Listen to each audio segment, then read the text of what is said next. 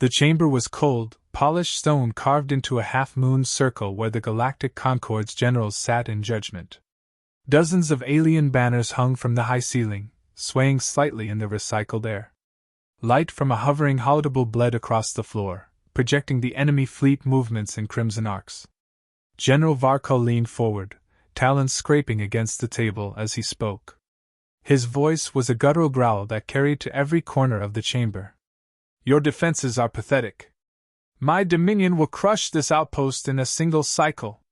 And when we are finished, we will mount your banners on our warships as trophies.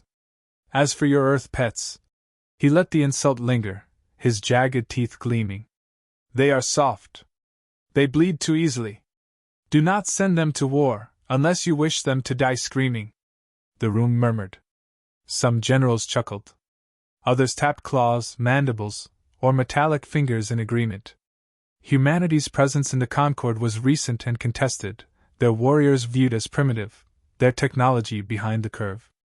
At the back of the chamber, Staff Sergeant Marcus O'Connor stood motionless in his armor, hands clasped behind his back. His squad of 6 Marines flanked him, a quiet wall of human muscle and discipline. To the Concord, they were ornamental, ceremonial guards meant to give Earth the illusion of importance. O'Connor's jaw tightened, but he didn't move. He'd heard worse, both from enemies and his own drill instructors back on Paris Island. Still, when Varkol sneered, he let the corner of his mouth twitch into a grin. Yeah? He muttered under his breath. Try me. Private First Class Ortiz, standing just to his left, whispered. Sarge, you're gonna get us kicked out before the fight even starts. Shut it, Ortiz, O'Connor said, eyes never leaving the alien warlord. Just warming up. At the holodeble, Admiral Veyron of the Etherii Confederacy, a species with 4 elegant arms and translucent skin, spread her limbs in a gesture of dismissal. Earth's military experience is minimal. Their soldiers lack the genetic enhancements of the Varkesh or the endurance of the Threll. Assign them to supply lines or guard duty. They will only hinder us at the front. The words dropped like stones. Marines were used to being underestimated, but O'Connor felt his squad bristle. Corporal Davis shifted his weight, exhaling slowly through his nose. Permission to speak, ma'am? O'Connor's voice carried across the chamber, steady and clear. The sudden interruption drew disapproving stares, but Veyron gestured coolly. Proceed, human. We don't need enhancements, O'Connor said. We fight with what we've got. And what we've got is enough. You want us on guard duty? Fine. But when the line breaks, and it will, don't say we didn't warn you. The chamber erupted in overlapping voices. Some scoffed, others growled in irritation. One reptilian general barked. Insolence! But Varkol only laughed, a low, rumbling sound. Bold words from a fragile species. Perhaps I will leave a few of you alive, so the galaxy remembers your last, pathetic stand. O'Connor didn't rise to the bait. Instead, he glanced at his Marines, who stood stone-faced and silent. Their restraint mattered more than the taunts. He'd seen what discipline, or the lack of it, meant in battle. The council moved on, arguing over troop deployments. Alien holograms shifted, drawing lines of battle, discussing numbers and logistics. O'Connor caught none of it. His eyes stayed on Varkol. The Dominion commander radiated arrogance, and that arrogance would cost lives. After an hour of bickering, the council dismissed the human contingent. Marines filed out, boots striking the stone floor in perfect rhythm. The hallway outside was dimmer, lined with crystalline panels that pulsed faint blue. Away from alien eyes, Ortiz finally let his irritation spill. Why the hell do we bother showing up? They don't want us here. Because it's our job, O'Connor replied. And because when everything goes to hell, they'll have no one else to call. Davis snorted. We're supposed to play guard dogs, but they'll be begging us to fight once the Dominion starts kicking indoors. O'Connor gave a thin smile. Exactly. So keep your mags loaded and your helmets close. They reached their barracks, a cramped corner of the outpost, far smaller than what other contingents received. No banners, no luxuries, just steel bunks and weapon racks. Marines dropped into their seats, tension bleeding into dark humor. Ortiz leaned back. Bet they stick us guarding the commissary. Better than polishing their shiny armor, Davis said dryly. O'Connor sat at the central table, pulling a data slate toward him. The Dominion fleet's latest scans scrolled across the screen. Numbers didn't lie. Enemy forces outmatched the outpost 2-1. Even with reinforcements, odds were bleak. They think they've seen war, O'Connor said quietly. They don't know what war is. They haven't had to fight like we have, outnumbered, undersupplied, and no one coming to save you. He looked up, meeting the eyes of every Marine in the room. We hold anyway. That's the difference. The room stilled. Marines nodded, not needing more words. Before anyone could reply, alarms blared through the base. Red lights bathed the hallway. The intercom crackled an accented Concorde standard. Enemy fleet detected. Dominion ships exiting hyperspace.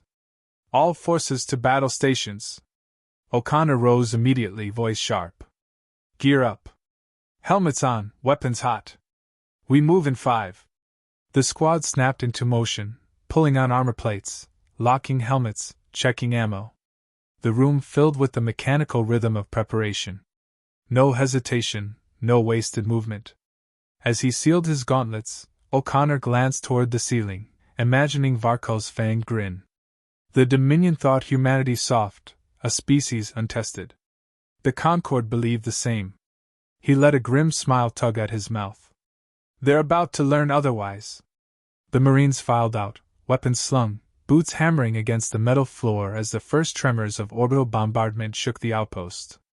The war had arrived. And for the first time in galactic history, Earth's warriors would show what it meant to be Marines. The first strike came from orbit. The Dominion fleet unleashed a barrage of plasma fire, hammering Krellin 4's surface with merciless precision. Shockwaves rippled through the outpost, sending cracks through walls and shaking dust from the ceilings. Sirens wailed in every corridor, drowning out the sound of panicked voices. O'Connor's squad sprinted through the chaos, rifles clutched tight. Marines didn't need instructions. They moved like a single organism, pushing past stumbling Concorde soldiers and terrified civilians. Ortiz shouted over the alarms. They're hitting every defense grid at once. Yeah, O'Connor barked. And the generals are still arguing about who gets the glory. When they reached the outer defense line, the view was apocalyptic. The horizon glowed orange, firestorms rising from impact craters. Dominion landing craft screamed through the sky, armored behemoths dropping in formation. Concorde artillery opened fire too late, shells exploding harmlessly against enemy shielding. The alien commander of the sector, a tall insecta named Commander Thrix, stood frozen near a control console. His soldiers waited for orders that never came. O'Connor didn't waste time. He shoved past. Davis, set firing lanes on the left flank. Ortiz, get that heavy repeater up on the ridge. Everyone else, dig in. We're holding this line. Thrix bristled. Human, this is not your command. Then take command, O'Connor snapped. Do something, or get out of my way. Thrix froze again. The Marines ignored him and moved. Sandbags, barricades, and shattered stone became firing positions. Ammunition belts fed into the squad's weapons as if they trained for this exact moment, which they had, countless times. The first Dominion wave crashed down in a storm of claws and armor. Hulking reptilian infantry surged forward, bellowing war cries. The Concorde troops fired in perfect, ceremonial volleys, wasting precious seconds between shots. The enemy shredded them within moments. Hold your fire, O'Connor said calmly over comms. He waited until the enemy was inside killing range. Now. The Marines unleashed disciplined, overlapping fire. Bullets tore through armor joints, grenades blasted tight clusters, and precision bursts dropped Dominion warriors one after another. Their rhythm was relentless, no wasted shots, no hesitation. Ortiz whooped as his repeater spat fire downrange. Soft, my ass! Keep it tight, O'Connor said. We're not here to impress anyone. We're here to kill them. The difference between Marines and Concord allies became obvious within minutes. Where the Concord broke formation, the Marines adapted, shifting positions, covering gaps. When enemy shields blocked one angle, they flanked. When Dominion warriors tried to rush, they countered with disciplined bursts and bayonets. Private Singh dragged a wounded Concord soldier behind cover, pressing a field dressing into a bleeding wound. The aliens stared up at him in shock. Why help me?" Singh grunted. "Because you're not dead yet. Now shut up and hold still." The second wave came harder, heavier armored units pushing forward under mobile shields. Concord troops scattered, their ceremonial firing lines collapsing entirely. Commander Thrix tried to rally them with ritual commands, but his voice cracked under pressure. O'Connor swore and switched to squad channel. "Davis, rockets on the shield carriers. Ortiz, lay suppressing fire. Everyone else, pick targets. Move! Davis dropped into a crouch, fired 2 rockets in quick succession, and blew the mobile shields apart. Marines poured fire into the exposed heavy infantry, cutting them down before they could recover.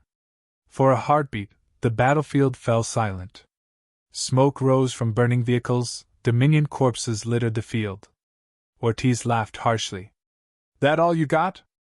O'Connor's gut told him it wasn't. He scanned the horizon, watching shapes gather in the distance. He keyed his comm. "This is Sergeant O'Connor. Outer wall secure, for now. But they'll be back." Inside the command post, alien generals argued about retreat routes. O'Connor overheard their transmissions, each blaming another species for the collapse. None spoke of reinforcing the line. None spoke of holding. He looked at his Marines, mud-streaked, armor-scorched, weapons smoking. Exhaustion lined their faces, but not one of them wavered. "They think we can't fight," Ortiz said, spitting into the dirt. "They'll change their minds," O'Connor replied.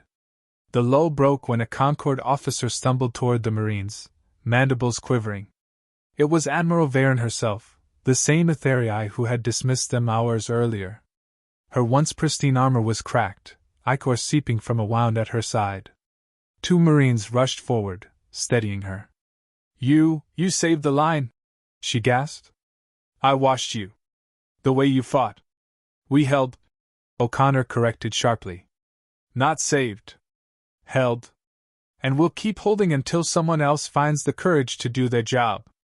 Her translucent eyes studied him with something between disbelief and shame. "Perhaps we misjudged your kind." "No, perhaps," Davis muttered. Before the moment could stretch further, the ground shook with a deeper rumble. O'Connor turned toward the horizon. Dominion war machines lumbered forward, towering bipedal walkers bristling with cannons. Behind them, another wave of infantry advanced in tight phalanxes. Ortiz swore. "They brought the big toys." O'Connor's voice cut like steel. "Then we break their toys. Everyone on me." The battle roared to life again. Explosions lit the night sky, tracers lanced through smoke. Marines fought with brutal precision, carving holes in the Dominion advance while Concord troops watched in stunned silence. By the time the walkers collapsed in flaming wrecks and the enemy pulled back to regroup, the Marines had lost one of their own, Private Keller, caught in an explosion while covering a group of fleeing civilians. His death hit hard. Ortiz cursed under his breath. Davis clenched his jaw until it hurt. O'Connor knelt beside Keller's burned armor, closing the Marine's lifeless eyes. "No better friend," he whispered. "No worse enemy." The line held. For now. But as O'Connor looked across the battlefield, at the burning wreckage and the endless waves gathering in the distance, he knew the hardest fight was still ahead. And when it came, the galaxy would learn exactly what Marines were made of.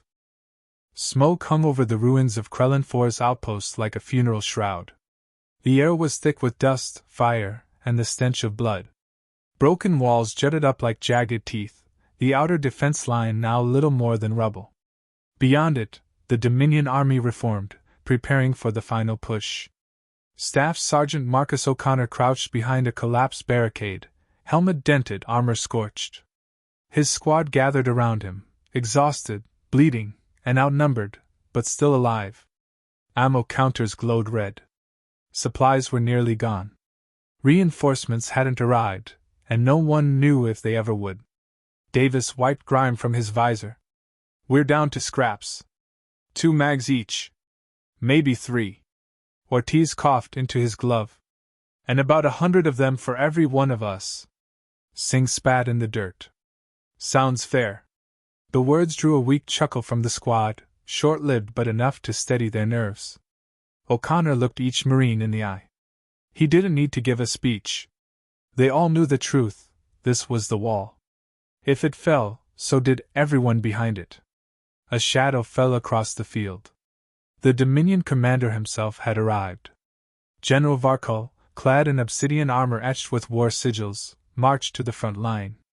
His fangs glinted in the firelight as he raised a massive war blade, his soldiers roaring in response. "Humans!" Varkol's voice boomed across the battlefield. "I told the galaxy you were soft.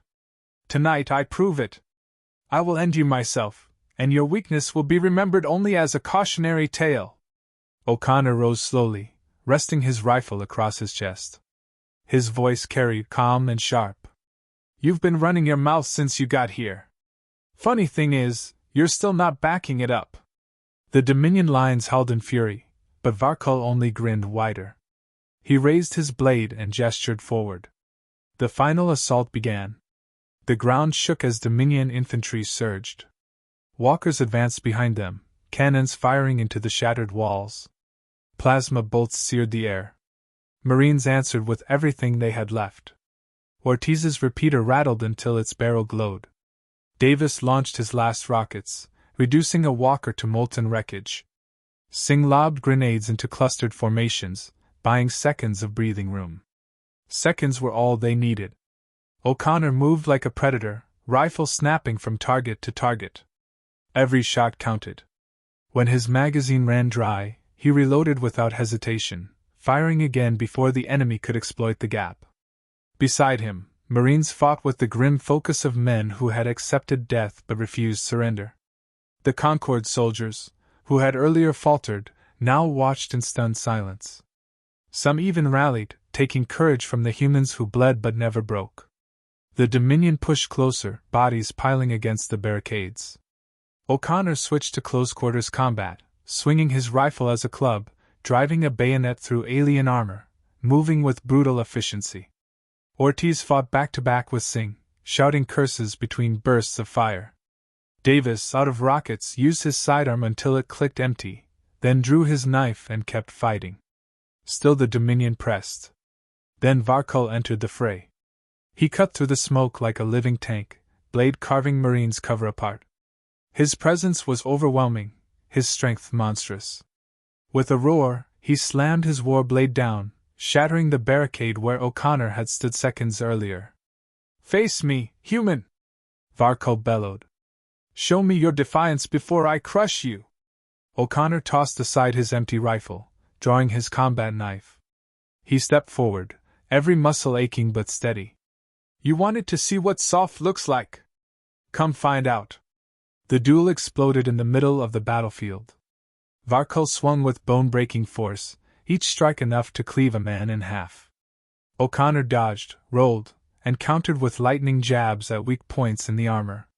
His knife scored cuts, small but precise, while Varkol's blows gouged craters into the ground. The Marines shouted encouragement from the sidelines, fighting to hold the Dominion back while their sergeant faced the warlord. Ortiz yelled, "Take his damn head, Sarge!" Davis snarled through bloody teeth. "Don't give him the satisfaction!" Varkol roared with fury as another jab slipped under his guard, cutting into the exposed flesh beneath his arm. "You are nothing but vermin!" O'Connor spat blood, circling. "Funny, because you're bleeding an awful lot for someone fighting vermin." The warlord charged, blade raised high. O'Connor didn't retreat. Instead, he closed the distance, sliding under the swing and driving his knife up into Varkol's throat joint. The blade sank deep. Varkol staggered, choking on his own blood, still trying to swing. O'Connor twisted the knife and shoved. The warlord collapsed, obsidian armor crashing against stone. His blade clattered uselessly to the ground. Silence fell. The Dominion soldiers froze, their warlord's body lying broken in the dirt. One by one, they began to retreat, dragging away their wounded, leaving their dead. The line had not broken. O'Connor stood over the corpse, chest heaving. He pulled his knife free and wiped it on his armor. His voice was low, but it carried. "No better friend," he said, looking at his Marines. Then, glancing at the defeated Dominion, his tone hardened. "No worse enemy." The Concord forces slowly emerged from cover, eyes wide with disbelief. Admiral Varen approached, her elegant form trembling. You defeated Varkul. Your squad." She stopped, searching for words. "We owe you more than gratitude. We owe you respect." Ortiz leaned against a barricade, grinning through blood and ash. "About damn time." Reinforcements finally arrived, Concord ships blasting the Dominion retreat from orbit. But the battle was already decided, not by numbers or technology, but by a handful of humans who refused to yield. As medics tended to the wounded and soldiers cleared the field, O'Connor gathered his squad.